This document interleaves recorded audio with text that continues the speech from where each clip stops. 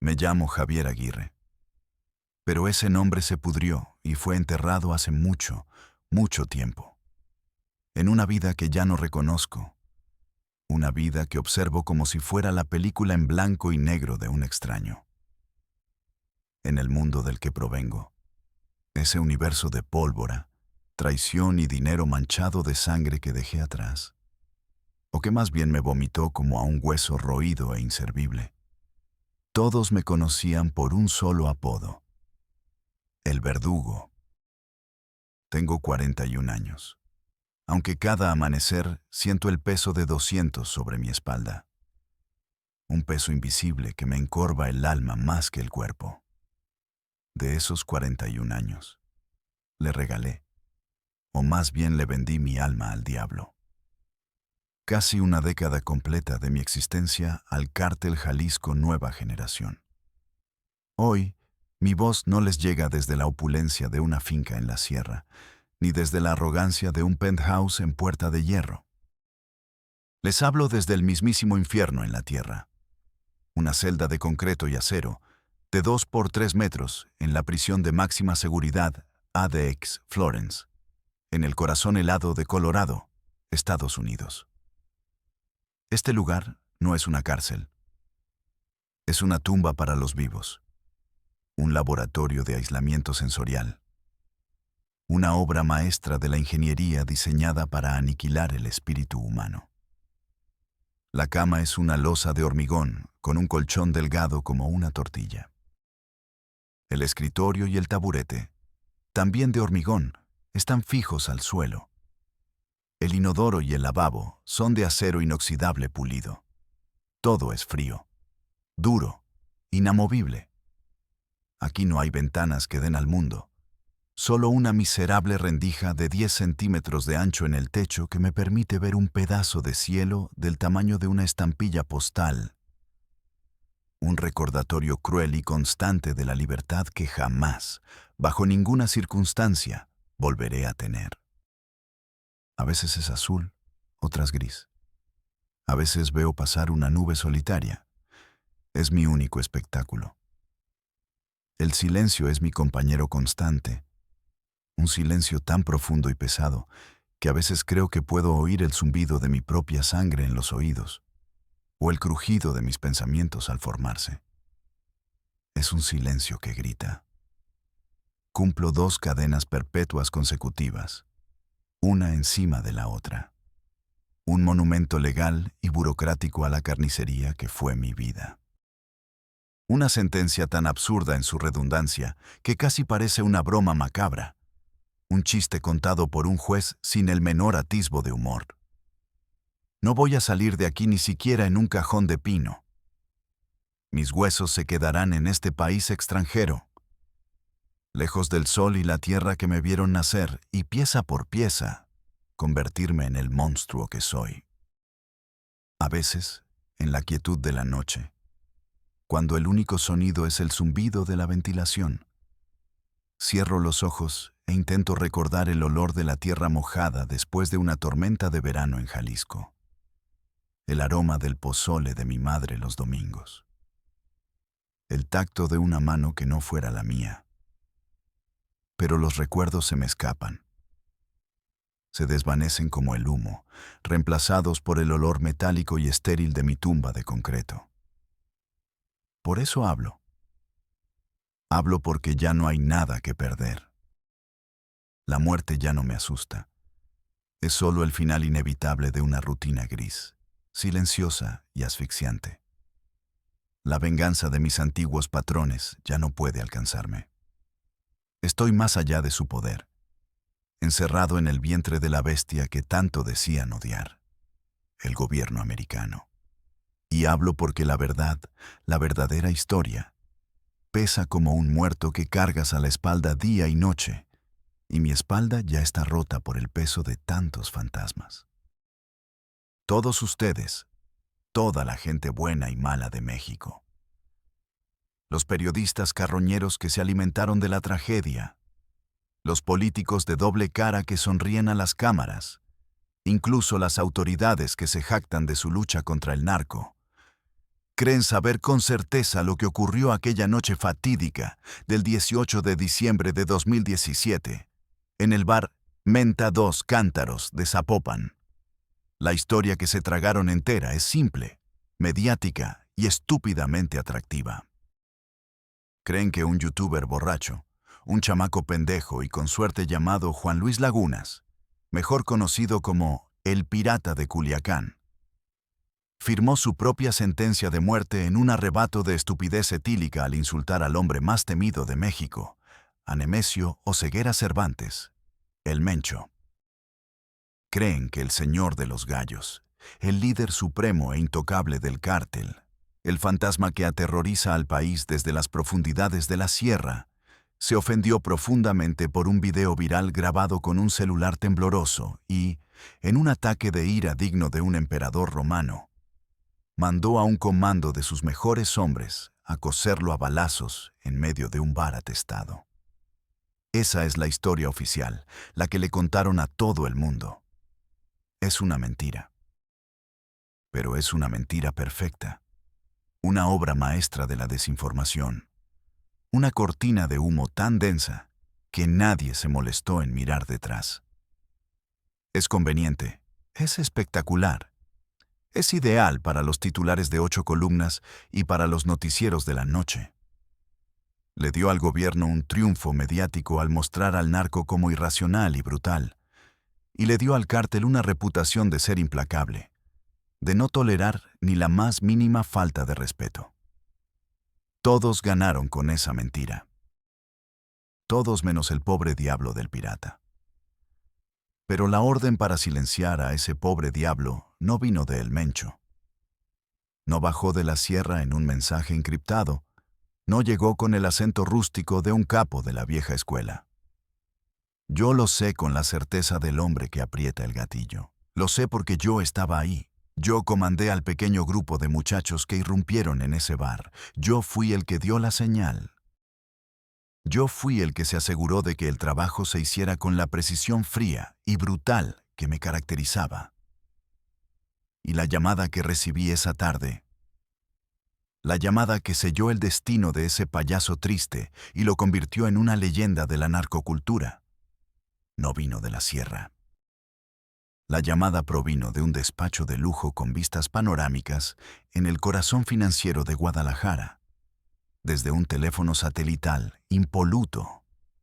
Y la voz que me dio la orden pertenecía a un hombre al que ustedes ven constantemente en las revistas de sociedad. Un hombre que se sienta a la mesa con gobernadores, senadores y los empresarios más ricos del país. Un hombre cuyo poder no emana de la boca de un cuerno de chivo, sino de la punta de una pluma Mont Blanc que firma contratos millonarios. La verdad es mucho más sucia, mucho más retorcida y mucho más aterradora que una simple vendetta de narcos. Y esa verdad, ahora, es lo único que me queda. Es mi última posesión. Y voy a compartirla con ustedes, ladrillo a ladrillo, hasta construir la catedral de mi condena. Parte principal.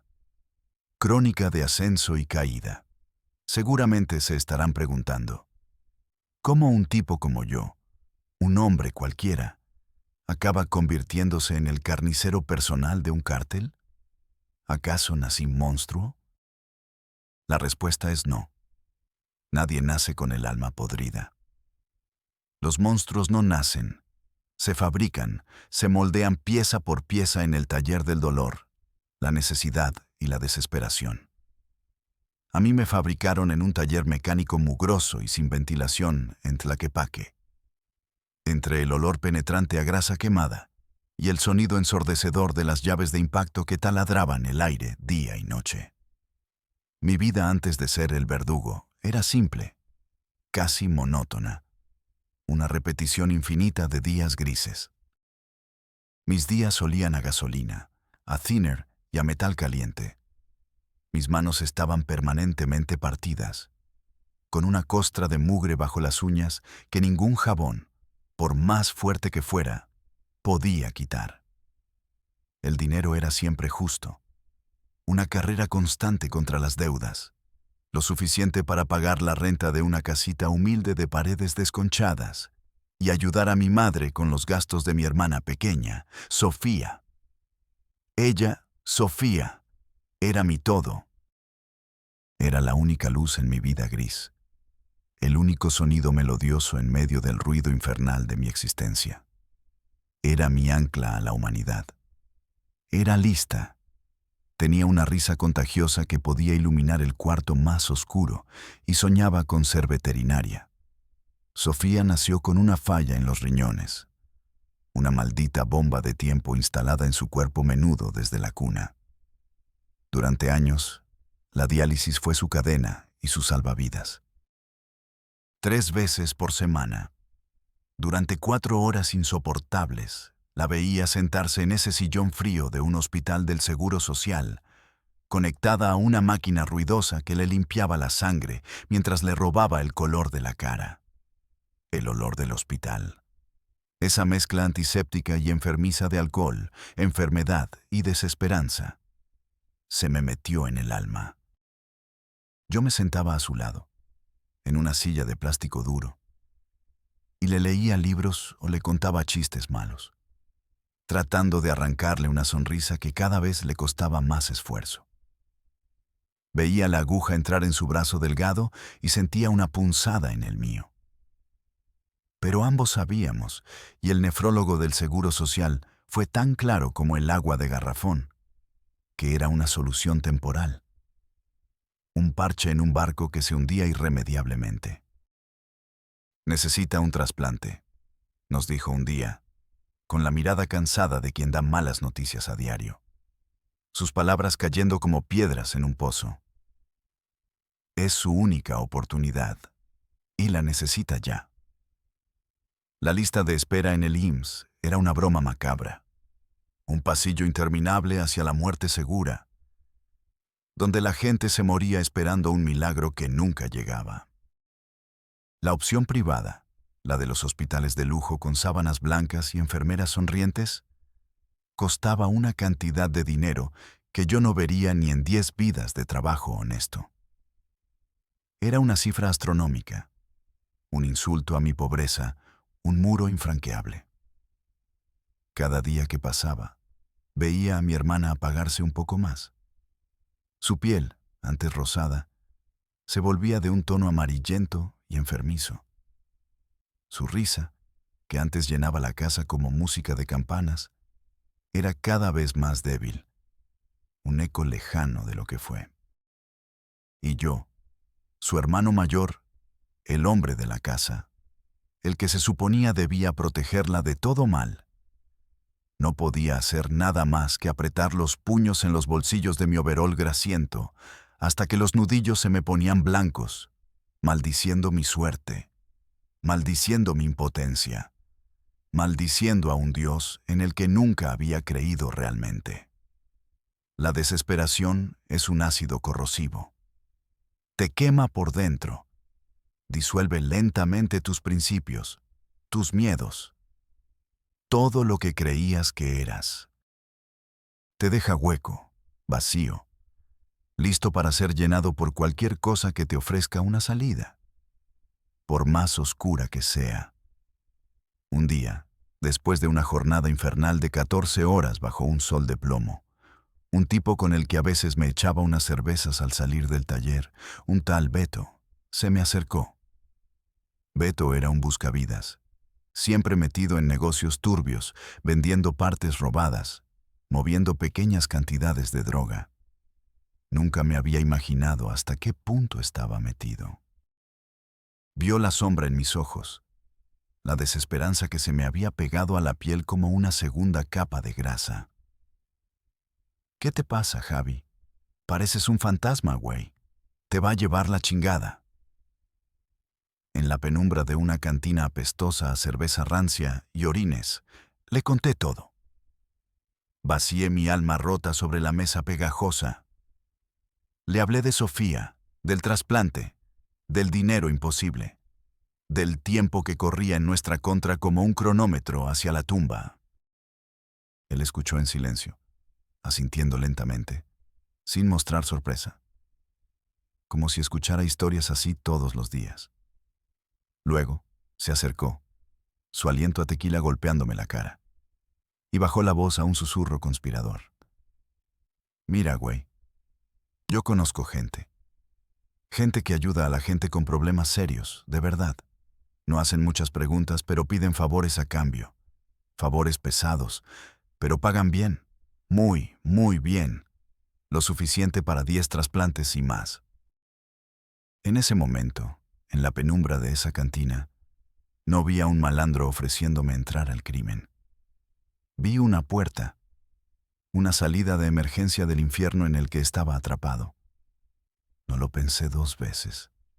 O quizás sí lo pensé durante un segundo eterno, pero la imagen de Sofía, pálida y frágil en esa cama de hospital, borró cualquier atisbo de duda, cualquier vestigio de moralidad. Dime qué tengo que hacer, le dije, y mi voz sonó como la de un extraño, dura y hueca. Una semana después, estaba de pie en una bodega polvorienta en la periferia de la ciudad, frente a un hombre de mirada inexpresiva y botas de piel de avestruz, al que todos llamaban el Comandante R. No me preguntó por mi experiencia con armas ni si era valiente. Solo me miró fijamente a los ojos. Una mirada fría, de reptil, que parecía calibrar el peso de mi alma y el tamaño de mi desesperación. Le conté mi historia, sin adornos. No me tuvo lástima. La lástima no es una moneda que circule en ese mundo. Vio mi desesperación y supo que era el mejor gancho posible, la correa más fuerte para tenerme atado. El dinero para tu hermana estará en una cuenta mañana por la mañana, dijo con voz rasposa. A cambio, tú ahora eres nuestro. Tu vida, tus manos, tu silencio, todo nos pertenece. ¿Entendido? Asentí sin dudar. No había vuelta atrás. No sabía entonces que acababa de firmar un contrato con el diablo y que la letra pequeña estaba escrita no con tinta, sino con la sangre de otros. Y, eventualmente, con la mía. Episodio 1. Bautismo de fuego. Mi bautizo de fuego, mi primera inmersión en las aguas heladas de la violencia. No fue un tiroteo espectacular, como los que se ven en las películas. Fue algo mucho más íntimo, más personal y por eso mismo infinitamente más aterrador. El comandante R, fiel a su palabra, depositó el dinero. Al día siguiente, me mandó a mi primer jale, un cobro de piso a un comerciante de autopartes en la caótica avenida 5 de Febrero, que se estaba haciendo el pendejo con la cuota semanal. Me dieron un Tsuru viejo, pero con el motor arreglado para correr. Una pistola calibre .38 especial que pesaba como un ladrillo en mi mano sudorosa. Y la dirección del local. No queremos el dinero, novato, me dijo R con una media sonrisa desprovista de humor, sus ojos sin parpadear. El dinero es lo de menos. Queremos que entienda. Y queremos que todos los demás en la zona entiendan a través de él. Es una lección, no una cobranza. Fui con otros 2 tipos, 2 chavos que no tendrían más de 20 años, pero que ya tenían la mirada vacía de un veterano de guerra, el alma muerta detrás de los ojos. Uno se llamaba El Flaco, un esqueleto andante con la cara picada de viruela y una tos seca y perruna que sacudía todo su cuerpo. El otro El Gordo, un tipo macizo que no hablaba, solo gruñía y se tronaba los dedos constantemente. Un sonido seco y nervioso que me crispaba los nervios.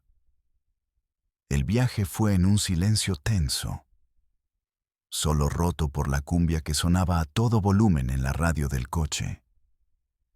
Una melodía alegre que contrastaba grotescamente con la atmósfera dentro del Tsuru. El aire era denso.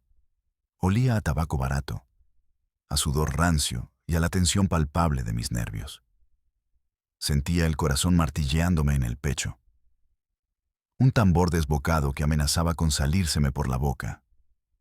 Mis manos, aferradas al volante, estaban empapadas. ¿Qué estoy haciendo aquí?, me preguntaba una y otra vez. Sofía. Es por Sofía. Repetía su nombre en mi cabeza como un mantra, una justificación para el horror que estaba a punto de cometer. Llegamos al local. Una cortina metálica a medio subir revelaba un interior abarrotado de llantas y refacciones, un caos ordenado de metal y caucho. El dueño, un señor gordo, con bigote y una guayabera manchada de sudor en las axilas, nos vio entrar y se puso pálido como el papel. Su sonrisa servil se derritió en una mueca de pánico. ¿Jóvenes? ¿En qué les puedo servir?, balbuceó, secándose la frente con el dorso de la mano. El flaco se adelantó, arrastrando los pies con una parsimonia estudiada. Ya sabes a qué venimos, don Chuy. Te estás pasando de listo. El patrón está enfadado, dijo, su voz un siseo áspero.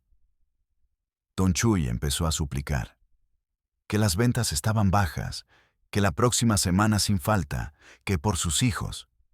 Las mismas excusas que R me había dicho que escucharía. El gordo, sin mediar palabra, lo agarró de un brazo y el flaco del otro, y lo arrastraron a la trastienda como si fuera un saco de papas. Yo me quedé paralizado por un segundo. El olor a llanta nueva y aceite de motor me golpeó, recordándome a mi taller, a mi otra vida, a la vida que acababa de incinerar. Era el olor de la honestidad, del trabajo duro. Ahora estaba contaminado por el hedor del miedo. El flaco me miró con desprecio desde la puerta de la trastienda. ¿Y tú qué, puto? ¿Te vas a quedar ahí parado como pendejo? El comandante dijo que el nuevo tenía que estrenarse. Me empujó con fuerza hacia adentro. La trastienda era un cuartucho oscuro y húmedo. Olía a humedad y a ratones. Don Chuy estaba de rodillas, llorando a moco tendido, suplicando por su familia, mostrándome fotos de sus hijos que sacó de su cartera. Mira, son mis niños. Por ellos, por favor, sollozaba, extendiéndome la cartera con manos temblorosas. Y en ese momento, mientras sus sollozos llenaban el pequeño cuarto y el miedo apestaba en el aire, algo dentro de mí se rompió. O más bien, algo se activó. Un interruptor de emergencia en mi cerebro, un cortocircuito diseñado para la supervivencia. Apagué al Javier mecánico, al hijo preocupado, al hermano que amaba a Sofía, y encendía el verdugo. No sentí rabia, no sentí miedo, no sentí nada, solo un frío glacial, una calma antinatural que me invadió por completo.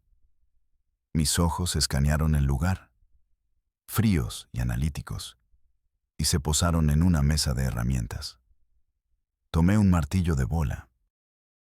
Su peso se sentía familiar en mi mano, una extensión de mi antiguo yo, ahora pervertida para un nuevo propósito. Me arrodillé frente al hombre. Suplicaba con los ojos, sus sollozos ahora ahogados por un trapo que el gordo le metió en la boca. Esto no es personal, señor, le dije, y mi propia voz me sonó ajena, metálica, como si viniera de otro cuerpo. Es solo negocio. Y le rompí los dedos de la mano derecha, uno por uno, con golpes secos y precisos. El sonido horrible de los huesos quebrándose, un crack húmedo y repugnante que retumbó en el silencio, sus gritos ahogados. Esa fue mi bienvenida al cártel. Cuando salimos de ahí, los otros dos me miraban con una nueva mezcla de sorpresa y respeto. El flaco incluso me dio una palmada en la espalda. No mames, güey. Tienes madera. Ya no era el novato asustado. Yo no dije nada. Conduje en silencio, con la mirada fija al frente. 2 cuadras más adelante, detuve el coche en un callejón oscuro. Abrí la puerta y vomité en la banqueta. Vomité hasta que solo salieron arcadas secas y dolorosas que me desgarraban la garganta. Vomité la cerveza de la cantina, la comida del mediodía y, con suerte, una parte del hombre que solía ser. El trabajo estaba hecho. La noticia del martillador corrió como pólvora por la zona. Nadie más en esa área volvió a retrasarse con la cuota. El comandante R me llamó esa misma noche. «Bien hecho, verdugo», dijo. Y el apodo se me pegó como una segunda piel. Me convertí en el especialista en ajustes de cuentas. Levantones, interrogatorios, ejecuciones. Descubrí con horror que tenía un talento natural para ello. Una calma espeluznante en medio del caos. Una capacidad para disociarme del horror que estaba infligiendo. Mi reputación creció como la espuma. El dinero fluía a raudales. Sofía tuvo su trasplante en un hospital privado de lujo. Salió bien.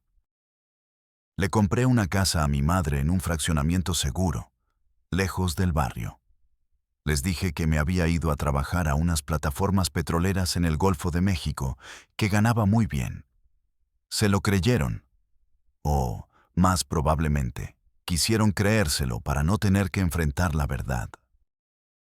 Episodio 2. La revelación. El punto de inflexión. El momento en que la venda se me cayó de los ojos y comprendí que el narcotráfico era solo la fachada de algo mucho más grande y siniestro. Llegó aproximadamente un año después de mi ingreso. Mi eficacia y mi discreción me habían ganado la confianza de los mandos medios. Y un día me asignaron a un operativo muy especial. Un trabajo de seguridad de alto nivel. La convocatoria fue extraña. No fue una orden por radio ni una reunión en una casa de seguridad. Me citaron en el estacionamiento subterráneo de un centro comercial. Un hombre que nunca había visto, vestido con un traje barato, me entregó un teléfono desechable y me dijo que esperara la llamada. La llamada llegó. Sube a la Suburban negra que va a pasar en 5 minutos. Ven solo. No traigas tu teléfono ni tus armas. Se te proporcionará todo lo necesario. La voz era anónima, sin inflexiones. La sensación de que algo era diferente era abrumadora. La Suburban llegó, vidrios polarizados tan oscuros que parecían absorber la luz. Adentro, otros 3 hombres, todos en silencio, sus rostros impasibles como máscaras. Nadie habló durante el trayecto de casi 2 horas. Salimos de la ciudad, adentrándonos en la sierra. El aire cambió. Se volvió más limpio. Olía a pino y a tierra húmeda. Finalmente, llegamos a una finca espectacular en las afueras de Tapalpa. El lugar parecía sacado de una revista de arquitectura, con paredes de cristal, albercas infinitas que se fundían con el horizonte y jardines zen. No había sicarios con cuernos de chivo a la vista. Solo hombres discretos de traje oscuro, con audífonos en el oído y un aire de profesionalismo que no se veía en la tropa común. Nosotros éramos el círculo de seguridad exterior. Los perros de presa listos para actuar por si algo salía mal. Me dieron un rifle de francotirador Barrett .50 y me asignaron un puesto en una colina cercana, camuflado entre los árboles. Mi trabajo era simple: observar la terraza principal y eliminar cualquier amenaza no identificada. A través de la mira telescópica, el mundo se reducía a un círculo perfecto. La óptica era tan potente que podía ver los hielos tintineando en los vasos de los invitados, el humo de sus puros flotando en el aire fresco de la montaña. Observaba la terraza. Y entonces los vi llegar. No en camionetas blindadas, sino en helicópteros civiles, Bell y Augusta Westland, que aterrizaban suavemente en un helipuerto cercano. No eran los capos que salían en los periódicos, con sus sombreros y sus botas exóticas. Eran hombres que yo reconocía de la televisión, de los noticieros, de las revistas de negocios. El dueño de una de las constructoras más grandes del país, un hombre que cortaba listones de inauguración con el presidente. Un político de alto rango con serias aspiraciones a la gubernatura, cuya cara sonreía desde miles de espectaculares en las carreteras. El director de un importante periódico nacional, un supuesto bastión de la verdad y la justicia. Y en el centro de todos ellos, riendo y sirviendo un tequila de una botella que seguramente costaba más que mi coche, estaba un hombre al que todos llamaban con sumo respeto Don Ricardo. Don Ricardo era una leyenda en Jalisco. Un filántropo, un empresario visionario, un mecenas de las artes. Su rostro sonriente estaba en todas partes, patrocinando equipos de fútbol, inaugurando hospitales, presidiendo eventos de caridad. Era la encarnación del éxito y la respetabilidad. Y allí estaba, departiendo amigablemente con el 85, uno de los fundadores del cártel, un hombre con docenas de muertes a sus espaldas. No hablaban de drogas. Con los micrófonos direccionales que teníamos instalados, logramos captar fragmentos de la conversación. Hablaban de licitaciones para obras públicas, de cómo controlar el suministro de agua para los campos de aguacate en Michoacán, de poner y quitar jueces a su antojo, de financiar campañas políticas para asegurar lealtades. En ese instante, con el ojo pegado a la mira, tuve una epifanía brutal que me dejó sin aliento. El cártel no era el poder, era la herramienta del poder. Nosotros, los sicarios, los narcos, los que poníamos el pecho a las balas y terminábamos en fosas o en cárceles, éramos solo los músculos. El brazo armado de estos hombres intocables que manejaban el país desde sus lujosos consejos de administración y sus escaños en el gobierno. El Mencho era el rey de nuestro mundo, sí, pero su reino era solo una pieza en un tablero de ajedrez mucho más grande. Un tablero manejado por hombres como Don Ricardo. Fue un golpe brutal a mi percepción de la realidad. Me di cuenta de que no luchábamos por una plaza o por el control de una ruta de trasiego. Luchábamos para que un cabrón con traje pudiera construir una autopista sin pagar los permisos correspondientes, o para que otro pudiera desviar un río para regar sus vastos campos de berries. Éramos sus matones privados, su ejército personal con una fachada de crimen organizado. Y yo, su verdugo, era solo una de sus muchas herramientas afiladas. El frío que sentí en esa colina no era por el viento de la sierra. Era un frío que venía de adentro, del alma. Episodio 3. El ascenso. Después de ese día en Tapalpa, mi carrera dio un giro inesperado. Don Ricardo, de alguna manera, se fijó en mí. A través del comandante R, empezó a encargarme trabajos personales, al margen de la operación diaria del cártel. Yales finos, les llamaban. Ya no se trataba de cobrar piso a un comerciante asustado o de ejecutar a un chapulín en un terreno baldío. Eran operaciones quirúrgicas, limpias, diseñadas para no dejar rastro y para que parecieran cualquier cosa menos un asesinato. Recuerdo una misión en particular, la que me consolidó como su hombre de confianza. Un periodista de investigación, un tipo terco y valiente llamado Ricardo Solís, llevaba meses publicando una serie de reportajes en un pequeño pero influyente portal de noticias en línea. Conectaban a una de las empresas fachada de Don Ricardo con el desvío de fondos públicos para un proyecto hidroeléctrico. Solís era bueno, muy bueno. Había encontrado documentos, testimonios de ingenieros despedidos, y estaba a punto de publicar la pieza final que ataba todos los cabos sueltos, implicando directamente a Don Ricardo con nombre y apellido. La orden me llegó en un sobre Manila que un mensajero dejó en una cafetería. Dentro solo había una memoria USB. La abrí en una laptop segura. Contenía un archivo completo sobre Solís. Su foto, su dirección en una colonia de clase media, sus horarios, las placas de su Tsuru Ginda, el nombre de su esposa, Ana, y la escuela a la que asistían sus dos hijas pequeñas, de 6 y 8 años. Había fotos de las niñas en el patio de la escuela, jugando en los columpios. El mensaje implícito era claro y aterrador.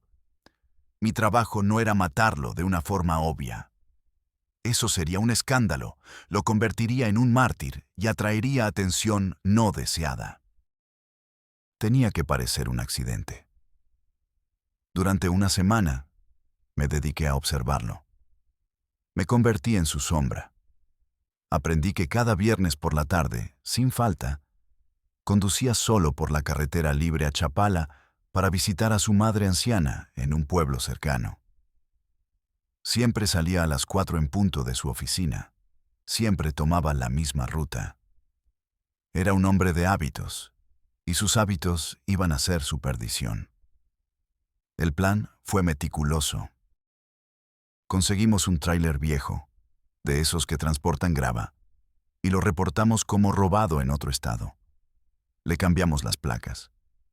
Recluté a un solo ayudante, un tipo de mi confianza llamado Ismael, silencioso y eficiente. El viernes por la tarde, esperamos en una curva cerrada y peligrosa de la carretera, un punto ciego conocido por los accidentes.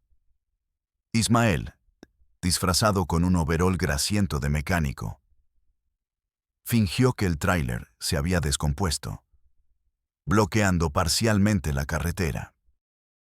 Yo esperaba, oculto entre la maleza, a unos 200 metros de la curva, con binoculares y un radio. El sol de la tarde creaba largas sombras.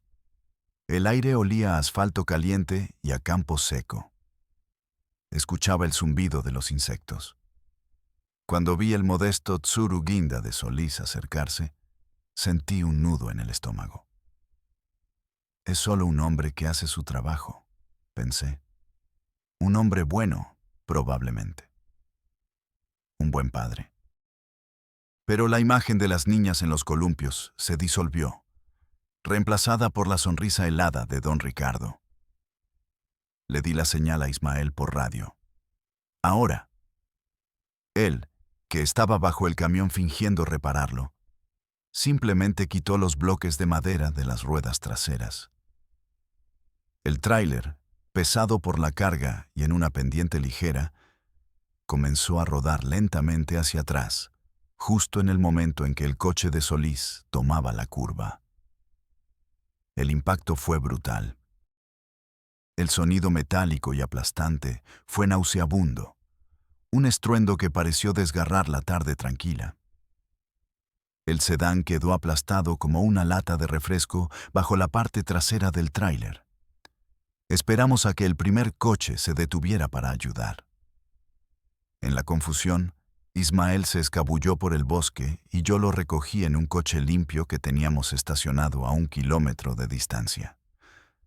Nadie nos vio. Desaparecimos. Al día siguiente, los periódicos hablaron de un trágico accidente en la carretera a Chapala. El conductor del tráiler, dijeron, huyó de la escena. Nunca lo encontraron. El reportaje final de Ricardo Solís nunca se publicó. Sus hijas crecerían sin padre, y nadie, excepto yo y un par de personas más, sabría por qué. Yo era el fantasma de don Ricardo, su navaja personal en la oscuridad. Me pagaba directamente, en maletines llenos de dólares, sumas que me mareaban y que me permitían vivir con una comodidad que nunca había soñado. Me movía en un mundo de sombras, una extraña bisagra entre la alta sociedad y el hampa más brutal. Por un lado, planeaba una operación en un penthouse de Puerta de Hierro. Por el otro, empaquetaba un cuerpo en una casa de seguridad en la colonia Jalisco. Llevaba una doble vida que me estaba carcomiendo por dentro, como un cáncer. Pero estaba atrapado. El dinero me había dado una seguridad material que nunca había conocido. Pero el conocimiento me había puesto una pistola permanentemente en la nuca. Sabía demasiado. Sabía quiénes eran los verdaderos jefes. Y hombres como don Ricardo no dejan cabos sueltos. Y yo, su verdugo personal, era el cabo más peligroso de todos. Episodio 4. La culminación. Y entonces, en medio de esa vorágine de paranoia y sangre fría, llegó lo del pirata de Culiacán. Juan Luis Lagunas era un fenómeno bizarro de las redes sociales. Un morro de Sinaloa, feo, con los dientes chuecos, pero extrañamente carismático y siempre, siempre borracho, que se había hecho famoso por sus videos de excentricidades y borracheras épicas. Era una caricatura andante y grotesca de la narcocultura. Un bufón que entretenía a las masas. Para nosotros, la gente seria del negocio, nos daba entre risa y lástima. Era un payaso inofensivo, un producto de la decadencia social. Un día, en una de sus incontables parrandas, alguien lo grabó diciendo la ya famosa frase: "A mí, el mencho me pela la verga". El video, por supuesto, se hizo viral en cuestión de horas. Todo el mundo hablaba de la estupidez suicida del pirata. En las filas del cártel, la mayoría se lo tomó a broma. El patrón, un hombre que movía toneladas de droga a 3 continentes, preocupado por un mequetrefe como ese. Por favor, tenía cosas mucho más importantes de qué preocuparse. Pero la maquinaria mediática se encendió y ya no se pudo apagar. Era la historia perfecta. El humilde youtuber que en un acto de valentía o estupidez desafía al capo más temido de México. La gente esperaba una respuesta sangrienta. La esperaban como se espera el final de una telenovela, con morbo y anticipación. Lo que nadie sabía, lo que nadie podía imaginar, era que unas semanas antes de ese infame video, el pirata había coincidido con don Ricardo y su séquito en un antro exclusivo en la zona de Andares. Don Ricardo estaba en una mesa VIP, celebrando un negocio, rodeado de socios y de mujeres hermosas. Una de ellas, una modelo muy conocida que era su amante en turno, estaba a su lado. El pirata, borracho como siempre, se acercó a la mesa, intentando ligarse de forma burda y vulgar a la modelo. La tomó del brazo, le dijo alguna vulgaridad al oído. Don Ricardo, con su elegancia y frialdad habituales, lo apartó con un gesto discreto de su personal de seguridad. Pero el pirata, en su nube de estupidez etílica, no entendió la indirecta. Se puso pesado, gritó, hizo una escena, acusando a don Ricardo de ser un viejo rabo verde. Humilló públicamente a don Ricardo frente a su círculo de amigos poderosos y socios. El empresario no dijo una sola palabra. Simplemente sonrió. Y esa sonrisa fue más fría y afilada que el acero de una navaja. Un hombre del calibre de don Ricardo no tolera una humillación pública, y menos de un personaje como el pirata. Pero no podía simplemente mandar a matar a un influencer famoso por una rabieta en un bar. Sería burdo. Dejaría un rastro. Necesitaba una justificación, una cortina de humo perfecta. Y el video del pirata insultando a El Mencho fue un regalo del cielo. Fue la coartada perfecta que estaba esperando. La llamada me llegó directamente de él, usando el teléfono encriptado que me había entregado. «Javier», dijo su voz, siempre calmada, siempre precisa, como la de un cirujano. «Tenemos una plaga que hay que fumigar. El payaso este, el tal pirata, ha insultado al patrón. Hay que sentar un precedente. La disciplina es importante». Yo sabía que mentía. Sabía que la ofensa real no era al patrón, sino a su propio ego inflado y frágil. Pero era una orden directa del verdadero jefe. Quiero que parezca exactamente lo que todo el mundo espera que parezca. Un trabajo del cártel. Ruidoso, público, sin dejar lugar a dudas. Que la gente hable de esto por meses. Que entiendan que con la empresa no se juega. Me dio la ubicación. El bar Menta Dos Cántaros, en Zapopan. El propio pirata estaba anunciando su presentación allí en sus redes sociales. Era como un cordero citando al matadero. Reuní a mi equipo de confianza, 4 muchachos jóvenes pero letales, leales solo a mí. Les di la versión oficial. Órdenes de arriba. El payaso este le faltó al respeto al señor.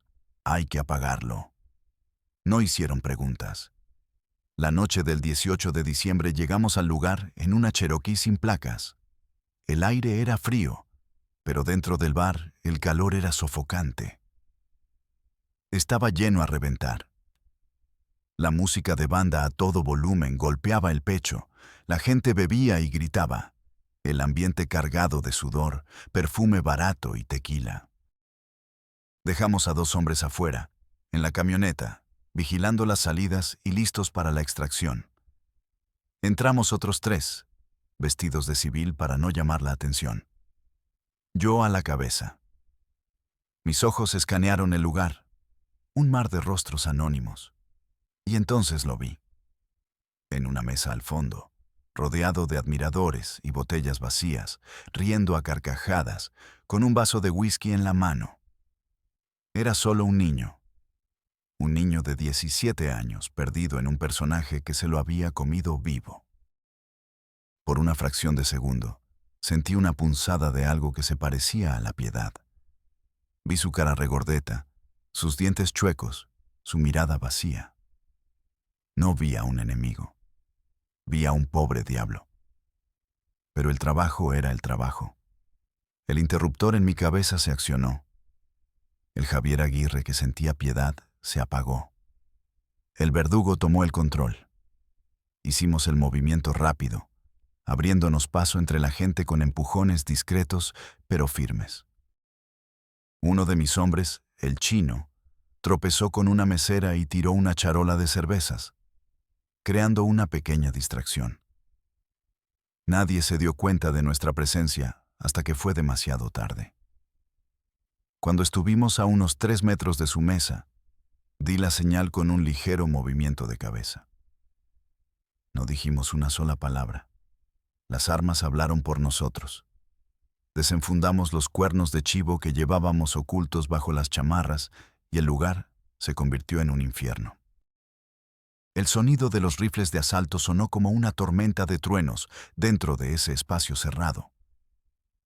El estruendo fue ensordecedor, físico. La gente gritaba, se tiraba al suelo, se arrastraba entre vidrios rotos. La música de banda se ahogó en una sinfonía de pánico. Las botellas en la barra explotaban en una lluvia de cristal. Mis hombres dispararon ráfagas al techo para aumentar el caos. Yo me concentré únicamente en el objetivo. Vi cómo las balas impactaban en su cuerpo joven.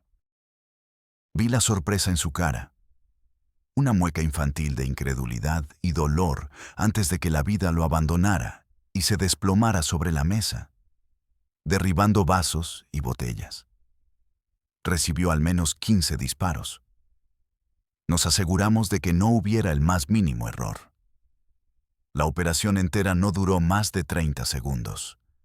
Salimos del bar mientras el caos reinaba, dejando atrás un silencio repentino y terrible, solo roto por los sollozos y el olor a pólvora quemada. Nos subimos a la camioneta y desaparecimos en la noche de Guadalajara. Al día siguiente, la noticia estaba en todos los noticieros. CJNSEC ejecuta a youtuber que insultó a El Mencho. La mentira se había convertido en la verdad oficial. Don Ricardo había logrado su venganza personal vistiéndola de guerra de cárteles. Y yo, una vez más, fui su instrumento, el ejecutor de su vanidad herida. Punto de inflexión. Ese evento me cambió profundamente. Por primera vez en mucho tiempo, sentí el peso real y asqueroso de lo que hacía. No había matado a un rival, a un soldado enemigo en una guerra sin sentido. Había asesinado a un chamaco estúpido por orden de un millonario caprichoso y ególatra. La fachada del negocio, la supuesta guerra por el control del territorio, se me cayó a pedazos frente a los ojos. Vi la verdad desnuda y putrefacta. Éramos simples juguetes, peones desechables en manos de hombres poderosos y sin escrúpulos que nos usaban para sus fines personales. La paranoia, que siempre había sido una compañera silenciosa, empezó a consumirme. Me senté solo en un apartamento seguro, con un vaso de whisky en la mano, y la cara del pirata no dejaba de aparecerse en mi mente. ¿Por qué él? ¿Por una estupidez? Si don Ricardo podía usar toda la estructura del cártel para una vendetta personal tan trivial, ¿qué más podía hacer? Me di cuenta con una claridad aterradora de que mi conocimiento era mi sentencia de muerte. Yo era el único eslabón, fuera de su círculo más íntimo, que sabía que la orden no había venido de El Mencho. Era un cabo suelto. Y don Ricardo no era de los que dejaban cabos sueltos. Empecé a sentirme vigilado. Llamadas extrañas a mi teléfono donde nadie contestaba. Coches sin placas que me seguían por un par de cuadras y luego desaparecían. Mis propios compañeros de la organización me miraban diferente, con una mezcla de miedo y sospecha. La confianza se había evaporado. Vivía con un nudo permanente en el estómago, durmiendo con una pistola cargada debajo de la almohada, sobresaltándome con cada ruido en la noche.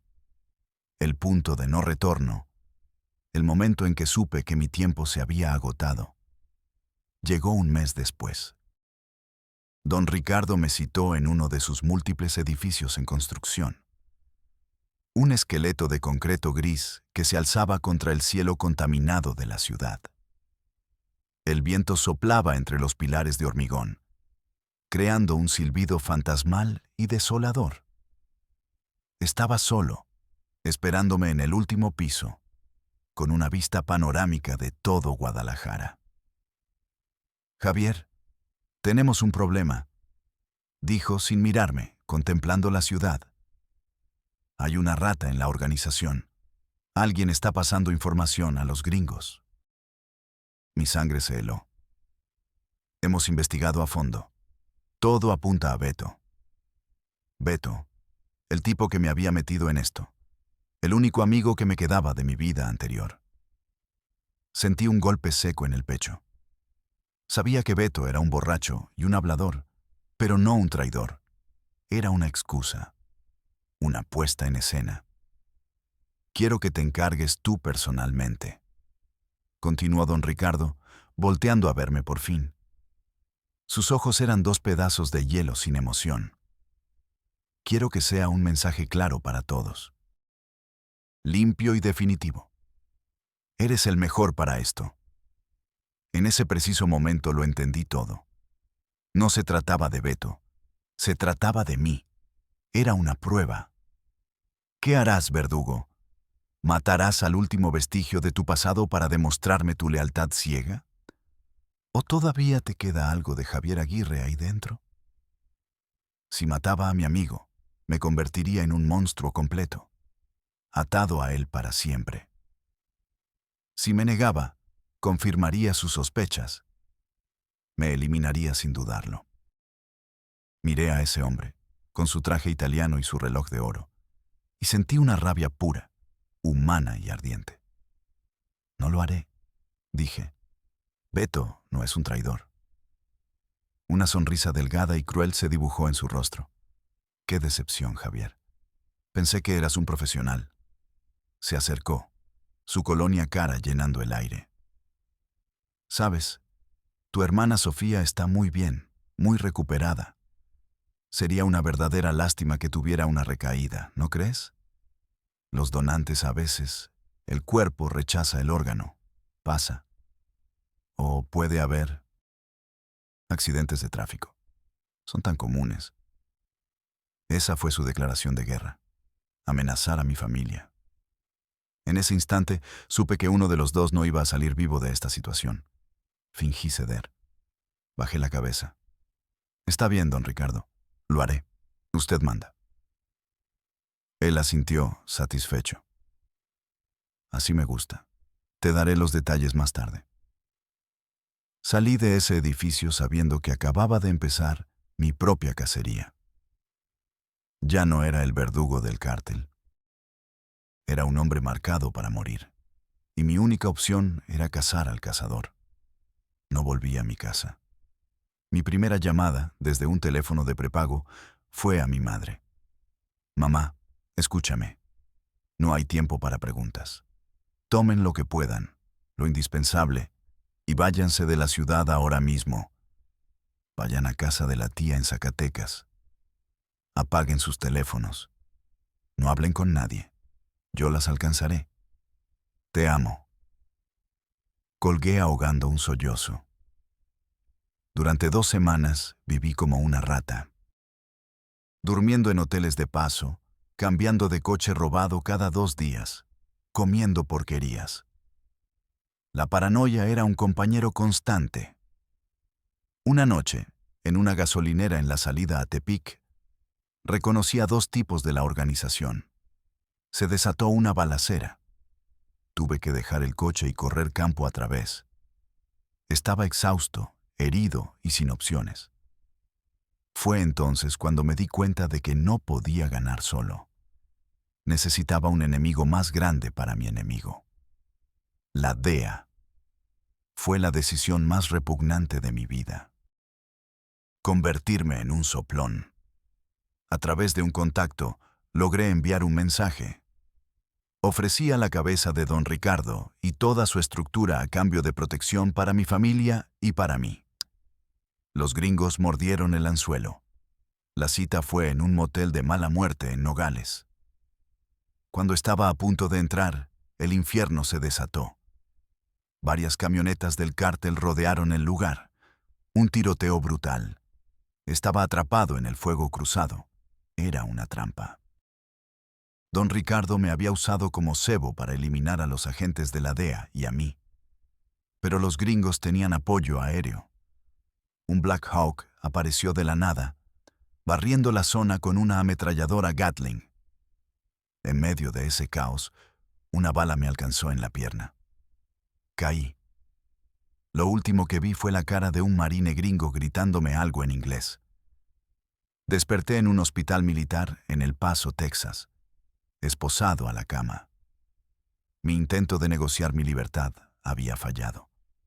Me habían capturado. Pero estaba vivo. Y don Ricardo no había conseguido silenciarme. Y aquí estoy. Al final del camino, en esta caja de concreto. Mi familia está en el programa de protección de testigos. Están a salvo. Es lo único que me importa. Mi testimonio sirvió para desmantelar una parte de la red. Cayeron algunos operadores. Pero él, don Ricardo, sigue libre. Intocable.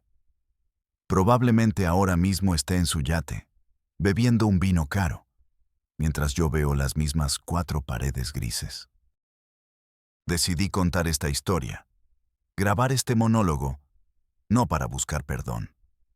Para gente como yo no hay perdón. Lo hago porque es la única bala que me queda en la recámara. Sé que esta grabación saldrá a la luz, y sé que cuando don Ricardo la escuche, su mundo perfecto se va a sacudir. La verdad, aunque sea susurrada desde una tumba, tiene poder. Quizás no para meterlo en la cárcel, pero sí para manchar su nombre para siempre. Para que la mentira sobre el pirata de Culiacán muera de una vez por todas.